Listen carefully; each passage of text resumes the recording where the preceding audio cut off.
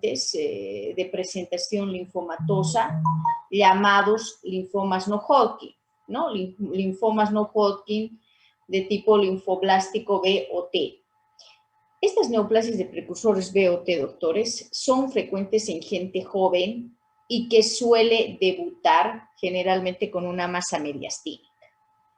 Las neoplasias maduras de origen B, por si acaso, las neoplasias maduras de origen B, bueno, como ya les he mencionado, pues, o sea, son un grupo de entidades que presentan, obviamente, características clínico-biológicas específicas, ¿no? Que están reflejadas justamente en este recuadro. Aquellas, por ejemplo, que presentan expresión periférica, ¿no? O sea, aquellas con expresión periférica, se las suele llamar síndromes linfoproliferativos crónicos, ¿no? Y entre está obviamente la leucemia linfática crónica, la tricoleucemia, la leucemia prolinfocítica, ¿no? Ahora, aquellas que tienen manifestación predominantemente ganglionar son los que tradicionalmente se han llamado linfomas no Hodgkin, ¿ya? Esta diferenciación, pues, es más de terminología.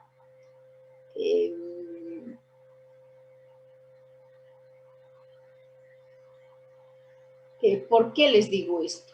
Porque hay linfoma no Hodgkin también que tiene expresión periférica, ¿no? O sea, y esto se presenta de forma típica, por ejemplo, en el linfoma del manto, en el linfoma esplénico.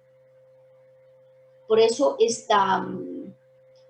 la clasificación actual, doctores, los incluye a todos, ¿no? Como neoplasias B maduras, independientemente de la forma de manifestación, ¿no?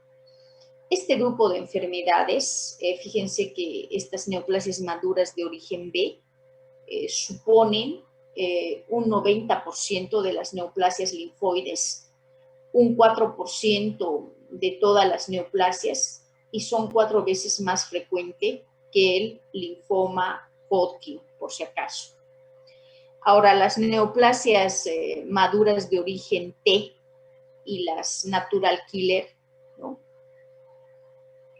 Por ejemplo, aquí son sobre todo entidades, ¿no? O sea, entidades que derivan de linfocitos T maduros. De hecho, son mucho más infrecuentes que los linfomas no Hodgkin de origen B. Suponen el 12% de todos los linfomas no Hodgkin. Obviamente, aquí también incluyen entidades con manifestación en sangre periférica, y son los síndromes linfoproliferativos T, o sea, la leucemia de linfocitos grandes granulares, la leucemia linfoma T del adulto, el síndrome de Sézary, ¿no? El síndrome de Sézary, ¿no? Y también se incluye, pues, a otros que tengan afectación ganglionar primaria, ¿verdad? Entonces, esto sí era importante aclararles, ¿no? Respecto a las neoplasias de precursoras B o T, y a las neoplasias maduras de origen B, o a las neoplasias maduras de origen T y natural killer. Bueno. Esto ya mencionado sobre la etiopatogenia. Entonces, fíjense, esta es la clasificación, ¿no? Bueno, en realidad esta clasificación es una forma sencilla y prácticamente se la divide según el grado de malignidad, ¿no? Acá, por ejemplo, tenemos linfomas de bajo grado, de alto grado y también de una malignidad intermedia, ¿no? Por ejemplo, acá dentro de las de bajo grado de malignidad, tenemos el linfocítico de células pequeñas, tenemos el folicular con expresión de células hendidas, el folicular mixto, ¿no? Donde aquí en el mixto tenemos el de células hendidas pequeñas y las grandes. Las que tienen malignidad intermedia tenemos el folicular con células grandes, el difuso de células hendidas, el difuso mixto con células pequeñas y grandes, el difuso de células grandes. Ahora, las de alto grado de malignidad, fíjense, tenemos las células grandes, inmunoblástico, tenemos el linfoblástico, tenemos las células pequeñas no hendidas, que prácticamente son las de Burkitt, ¿no? Y entre otros tenemos la micosis fungoide, el histocito verdadero, el plasmocitoma extramedular.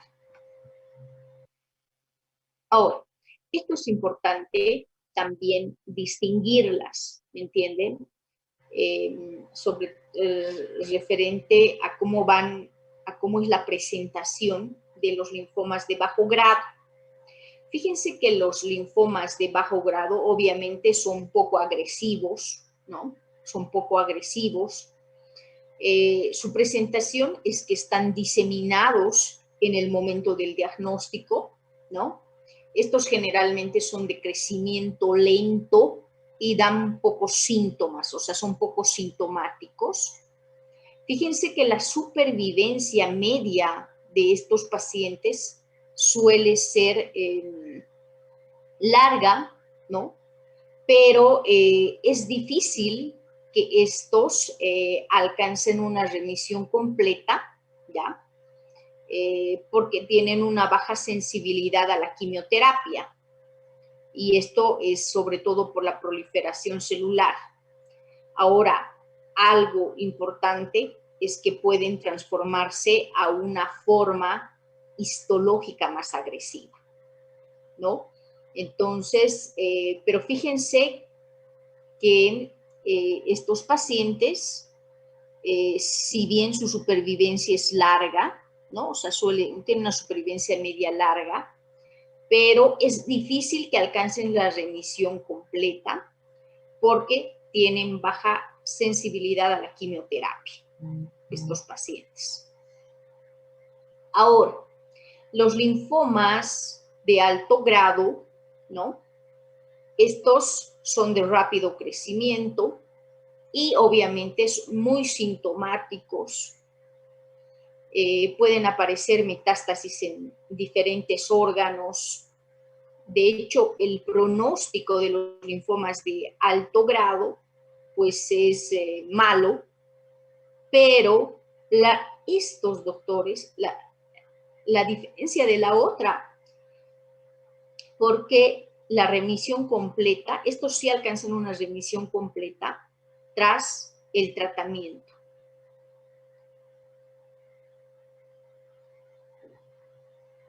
O sea que estos, fíjense que pueden alcanzar una remisión completa tras el tratamiento hasta en el 80% de los casos, a diferencia de los linfomas de bajo grado. Pero definitivamente el pronóstico es malo de los linfomas de alto grado. Ahora, de hecho, las manifestaciones clínicas son muy variables de los linfomas no Hodgkin y dependen de cada tipo específico de linfoma, ¿no? Las adenopatías son el signo más frecuente, pero también podemos encontrar esplenomegalia, hepatomegalia, afectación de la médula ósea, del tracto digestivo, afección también de la sangre periférica. Y estos son los llamados síndromes linfoproliferativos, ¿no? Cuando si ustedes recuerdan un poquito, ¿no? Dentro de las manifestaciones clínicas, doctores, cuando les estuve hablando de las neoplasias maduras, de origen B, de origen T y natural killer, pues hablé sobre todo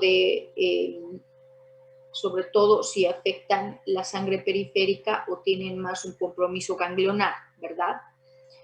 Entonces, fíjense que si algunas de las neoplasias, ¿no? Os afectan de forma típica la sangre periférica y no debemos olvidarnos que estos son los llamados síndromes linfoproliferativos y dentro de ese grupo se incluye a la leucemia linfática crónica como la más frecuente, seguida de la tricoleucemia, del linfoma esplénico, de la del manto, de la leucemia prolinfocítica, ¿no?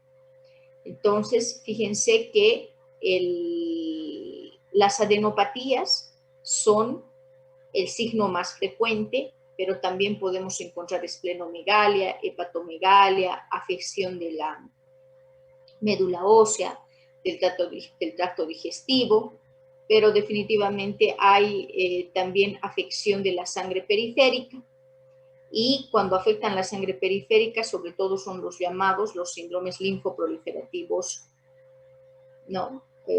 Donde se incluye a la leucemia linfática crónica, a la tricoleucemia, al esplénico, a la del manto y a la prolinfocítica, ¿no? También puede haber infiltración también del sistema nervioso central. Respecto a los datos de laboratorio, pues es muy importante, ¿no?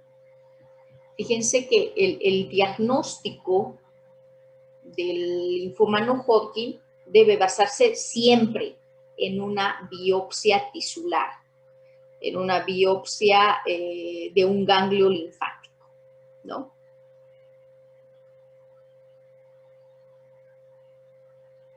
Ahora, dentro de otros datos, tenemos también, ¿no?, que pueden presentar la vez elevada, ¿no? Es una velocidad que prácticamente la vez es un parámetro de actividad de la enfermedad, ¿no? Acá va a estar obviamente elevada.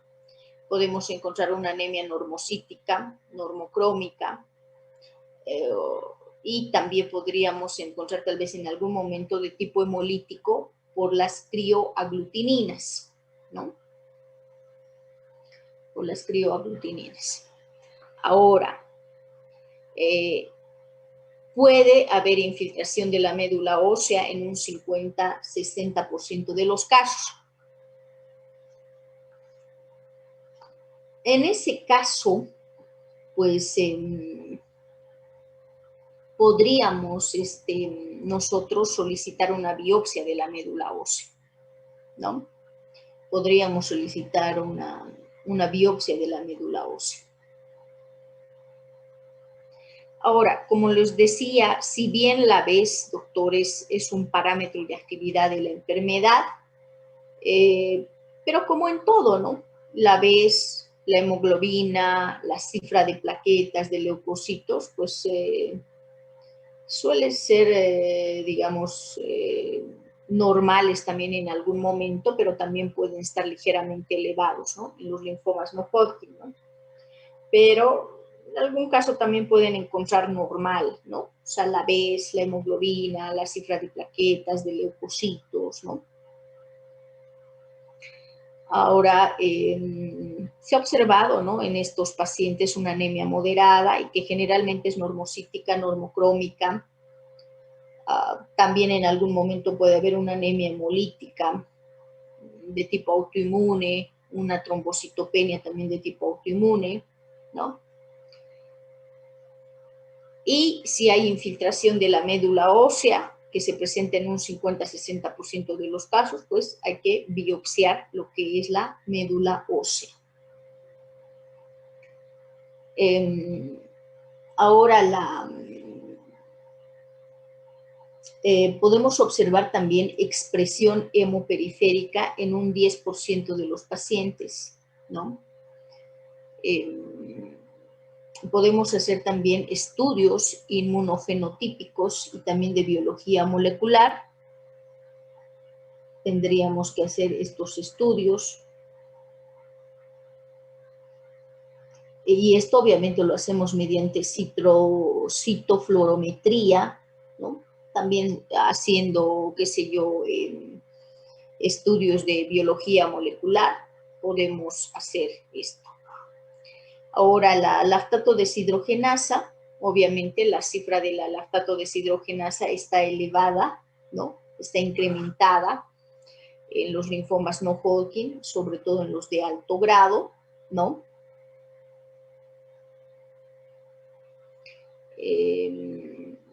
Tenemos también que solicitar, por si acaso, la beta 2 microglobulina, que está elevada, ¿no?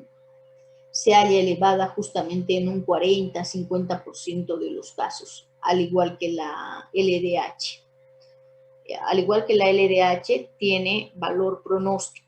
O sea, la beta 2 microglobulina y el LDH tienen valor pronóstico en lo que son los linfomas no Hodgkin.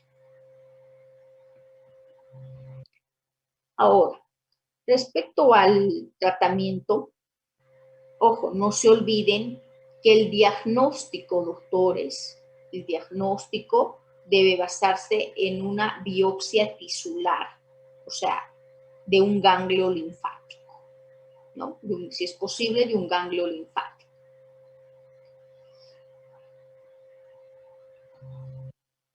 Vamos a hablar ahora lo que respecta al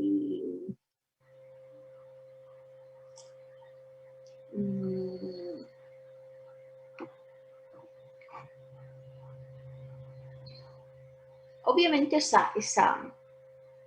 ese estudio, esa toma de biopsia, doctores, se manda a estudio histológico, ¿no? Tiene que ser sometido a marcadores inmunológicos, ¿no?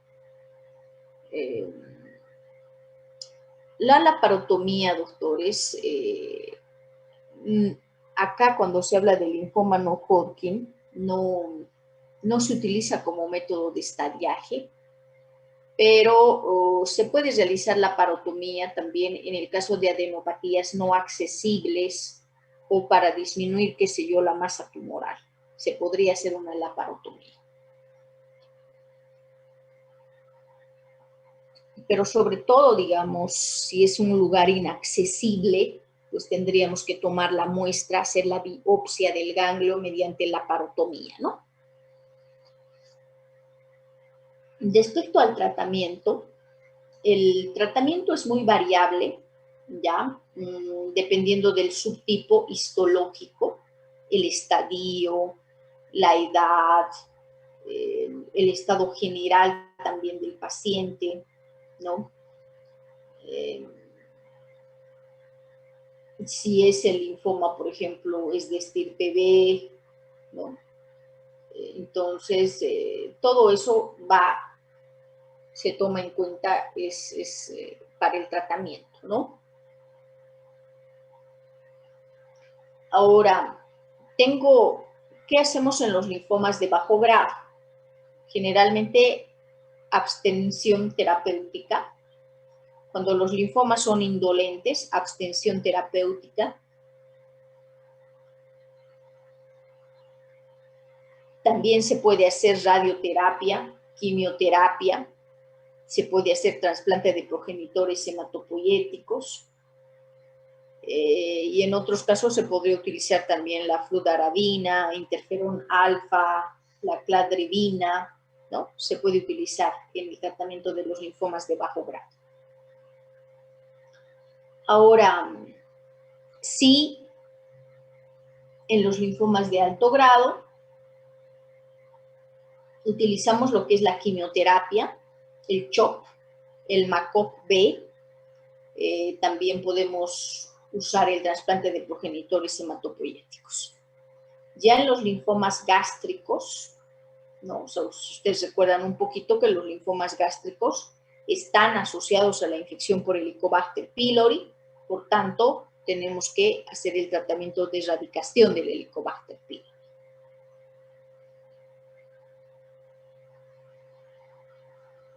Ahora, fíjense que si el linfoma es de origen o es de estirpe B, al tratamiento, o sea, este tratamiento, vamos a añadir rituximab, si es de estirpe B. Entonces, estos son los esquemas terapéuticos, ¿no? fíjense, el BACOP, que es bleomicina, adriamicina, ciclofosfamida, vincristina, prednisona, el COMLA, que es la ciclofosfamida, vincristina, metrotrexato, adriamicina, el COBLAM, ciclofosfamida, vincristina, prednisona, bleomicina, adriamicina, procarbacina, el MACOB-B, metrotrexato, adriamicina, ciclofosfamida, vincristina, bleomicina, prednisona, el M-BACOF es el metrotrexato, bleomicina, adriamicina, ciclofosfamida, vincristina, dexametasona, el PROMICE, citabum, tenemos la ciclofosfamida, adriamicina, etopósido, citarabina, bleomicina, vincristina, metrotrexato, prednisona, el PROMICE-MOB, tenemos la ciclofosfamida, adriamicina, etopósido, prednisona, metrotrexato. Entonces, estos son esquemas terapéuticos, ¿no? Utilizamos solamente las abreviaciones, ¿no? COMLA, BACOP, entonces ya sabemos que es la bleomicina, adriamicina, ciclofosfamida, vincristina y prednisona, ¿no? Tenemos factores pronósticos, ¿no? Para establecer el pronóstico de los linfomas de alto grado, se utiliza el índice IPI, ¿ya? Y para los de bajo grado es el índice FLIPI, por si acaso. El estadiaje suele utilizarse como en el linfoma Hodgkin, ¿no? O sea, para estadiar utilizamos la misma clasificación de Anor-Arbor, ¿no? Si recordamos un poquito la clasificación de Anor-Arbor, ¿no? O sea, para el estadiaje utilizamos la misma clasificación de Arbor, ¿no? Utilizamos eso mismo, como en el linfoma Hodgkin, ¿no? Entonces, el IPI, ¿no? Que es justamente es el índice pronóstico internacional para los linfomas de alto grado, ¿no? Entonces, tenemos esto, ¿no? Edad, mayor a 60 años, LDH elevada, estadio Ann-Arbor 3-4, número de áreas extraganglionares mayor o igual a 2, afectación del estado general, ¿no? Una performance status mayor o igual a 2, ¿no? En realidad, para el IPI, para los linfomas de alto grado, este es el índice pronóstico internacional, ¿no? Ahí tenemos para que se den cuenta para recordarse sería Elena, doctores, ¿ya? Linfoma de alto grado. Edad mayor a 60 años, LDH elevada, estadio Ann-Arbor 3-4, N, número de áreas extraganglionares mayor o igual a 2, y A, afección del estado general o un performance status mayor o igual a 2. Ahora, tenemos el FLIP, que es el índice pronóstico internacional para lo que es el linfoma folicular, o sea, para los linfomas de bajo grado. Tenemos lo que es una abreviación para que se acuerden, sería L. Sería hemoglobina menos de 12 gramos decilitro, edad mayor a 60 años, LDH elevada, estadio Ann-Arbor 3-4, número de áreas ganglionares mayor o igual a 5.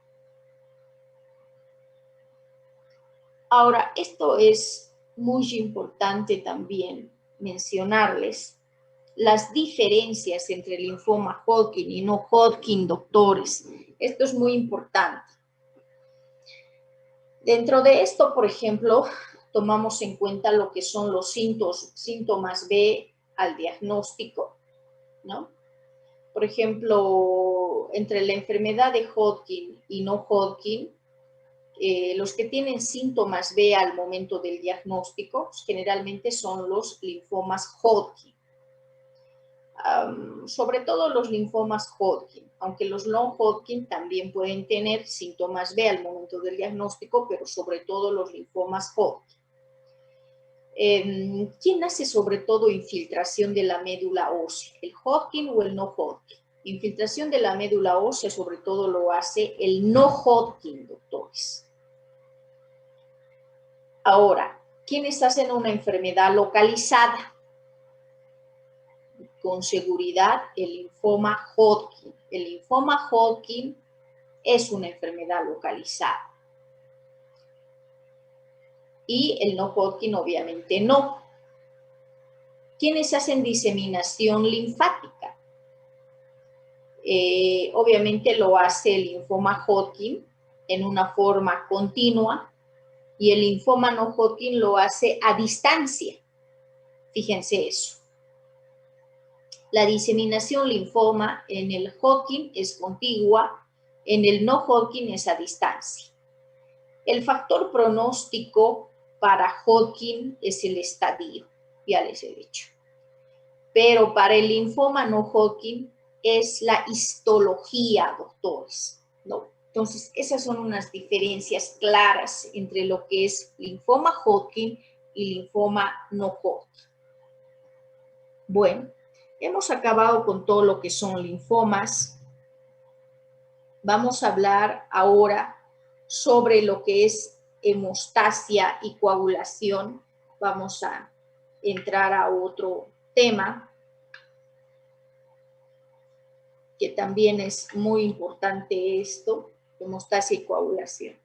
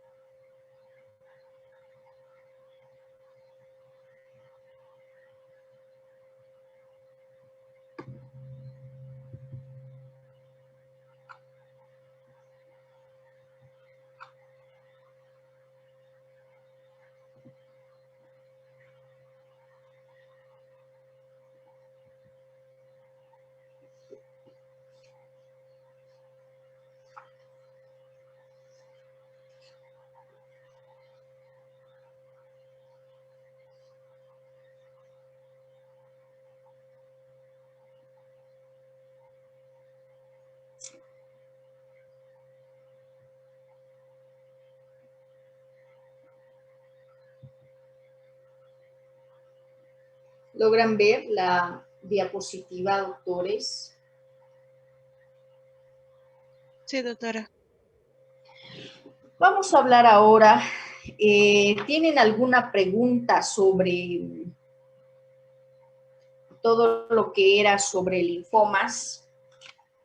Porque ahora vamos a hacer ya todo lo que es hemostasia y coagulación, que es casi ya la parte final de lo que es ya la teórica, ¿no? La hemostasia y coagulación, la parte ya de lo que son las trombocitopatías, vamos a hablar también de las trombocitopenias. Bueno, vamos a hablar de todo esto, pero prácticamente ya estaríamos casi ya a la conclusión del temario, de todo el temario de lo que es la parte de hematología. No sé, ¿tienen alguna duda? ¿Ya revisaron sus notas, doctores? No sé, ¿ya vieron las notas? No sé si subieron, yo ya subí las notas, sus notas de teoría, no sé si lograron ver.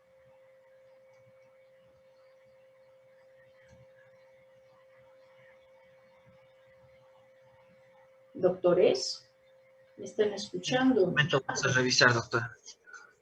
No hemos visto. Recién vamos a ver, doctora. Ya, por si acaso las notas ya están en sistema, ¿listo? Ya lo tienen en sistema, yo ya pasé sus notas por si acaso. Entonces ya lo tienen.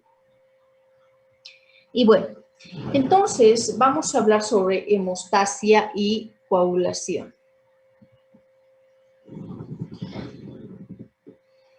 Y diremos, doctores, que el término hemostasia viene de hemo, que es sangre, y estasia, que es detención.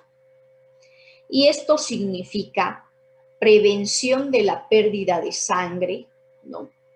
Siempre que se corta o se rompe un vaso, lleva a la hemostasia por varios mecanismos, ¿no? Vamos a hablar un poquito sobre estos términos. Fíjense que la hemostasia es un mecanismo defensivo. Obviamente su misión es hacer un tapón hemostático en los lugares de la lesión vascular. Ahora, el término de fibrinolisis, fíjense, estos términos son muy importantes a la hora de hablar de este tema. La fibrinolisis, doctores, limita la extensión y la magnitud del tapón hemostático. Y lo que hace es repermeabilizar el lecho vascular. Eso hace la fibrinolisis. Tenemos fases en la hemostasia y dentro de las fases tenemos una fase primaria, que es la fase plaquetaria, y dentro de esto tenemos la vasoconstricción. La vasoconstricción refleja por el sistema nervioso simpático. Fíjense que en la vasoconstricción, doctores, tras una lesión vascular, pues se produce una vasoconstricción refleja, modulada, ¿no? Por mediadores de las células endoteliales y las plaquetas, ¿no? Que hacen, obviamente, que disminuya la pérdida sanguínea y favorezca el inicio de la formación del coágulo, ¿no? Ahora, en la adhesión de las plaquetas, ¿no? O sea, adhesión, en la hemostasia primaria tenemos lo que es la adhesión de las plaquetas. Fíjense, esta es la agregación primaria. Luego tenemos lo que es la activación de las plaquetas, que participan ya en la agregación secundaria. Vamos a ir desarrollando cada una de estas enseguida. Luego tenemos la agregación de las plaquetas, que es por secreción. ¿Qué tenemos en la hemostasia secundaria? La coagulación sanguínea. Acá tenemos la formación del activador de la protrombina, tenemos la formación de la trombina, tenemos la formación de la fibrina. Y tercero, tenemos la fibrinolisis, que es la desintegración del coágulo sanguíneo. Entonces, miren en dibujito, fases de la hemostasia. Cuando ocurre la lesión o daño del vaso, ocurre la vasoconstricción. El vaso se contrae. ¿No se ve?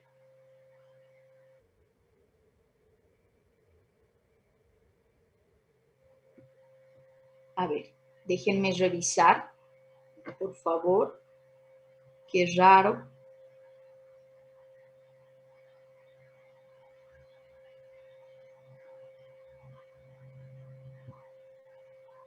Ahora sí.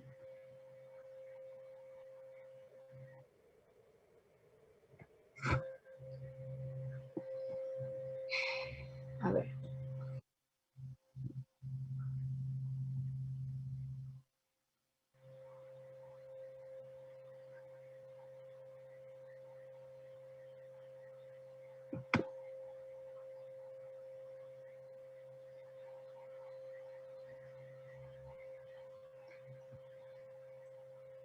Ustedes me dicen, sí.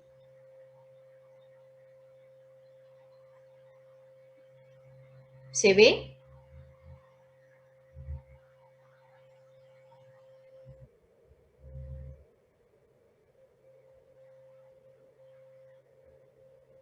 Qué raro. Qué raro que no se logre ver.